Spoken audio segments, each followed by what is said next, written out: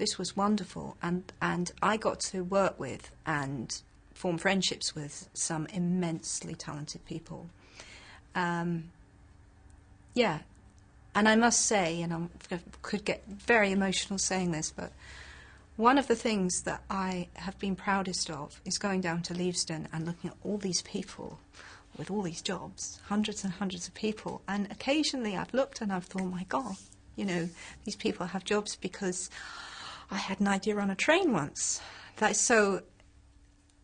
Overall, the experience of the films for the initial writer has been outstanding. There's a huge amount of action in this. It's a war movie, actually. Part one is a road movie. Part two is a war movie, with everything that implies. It's incredibly sad in places. It's very exciting in places. And I feel that all of the major characters have sublime moments. What I always mentally refer to as the Big Seven, which is Harry, Ron, Hermione, Ginny, Neville, Luna and Draco. So for me the Big Seven all of them have fantastic moments in this final cathartic battle. Yeah, you can probably tell I love it. I love it. I think it's probably the best. A huge theme throughout the 7 books and the films. Dumbledore expressed it right at the beginning of the series, at the end of Philosopher's Stone, when he said, Harry says he's not gone. And Dumbledore says, no, but if the next person fights him and the next person fights him, you know, we can keep him down. And that goes to the heart, really, of the series, which is the question, why fight? Why fight? We accept the inevitability of evil in the world, and we accept that things can't always be fair. We accept that things will never be perfect. Why fight? Why fight? And that's a question that all of the characters answer in their different ways. And some characters say, I'm not fighting, I have to accept the inevitable. And other characters say, I will fight till I die, to make the world a better place, to save a friend, you know, and that I suppose that's what the final battle is about. They do it perfectly in the film. And that was a place where I was very glad they were faithful to the book, because Snape's journey is so important and such a linchpin of the books, and the plot can't function without Snape, but he's much more than just a conduit for information. He's an interesting character, and he is, I think all of my characters, without exception, Harry included, are flawed. I don't think we have a single wholly good or wholly bad person, with the exception of Voldemort. I mean, he is wholly bad, there's no redemption there.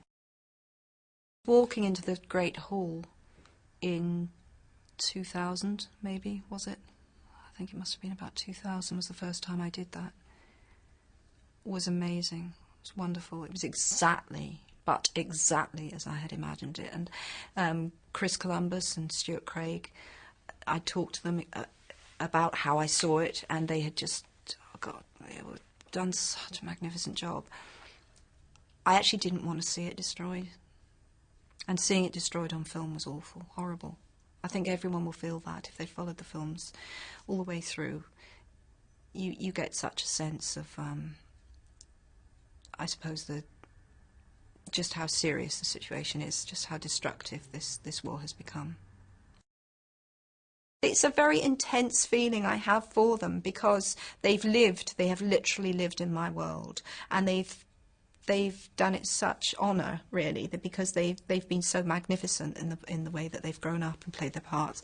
And it just so happens, which is actually the most important thing of all, that they are 3 fantastic people. You know, you'd go a long way to find 3 brighter, nicer, more grounded people than Dan, Rupert and Emma. I always had the feeling that Rupert just knew. I always had the feeling, I may be wrong, I mean, if you interviewed Rupert, he might say differently, but my strong feeling with Rupert was that he got Ron inside out, and that he, I don't know that he ever needed anyone to tell him. Just knew. Dan is one of the most inquiring minds I've ever met. Dan wants to know, he wants to understand, and he does, and he makes sure he masters it, and then he does it. And Emma, well, she just, there's sufficient overlap between Emma and Hermione that she she's just a poster girl for clever girls, isn't she? She was wonderful. But she could do so much more than just be the nerd. And I think that, particularly in the last film, she showed that. You know, when she and Dan are playing these two characters who are alone, the depth of emotion Emma came up with there was extraordinary.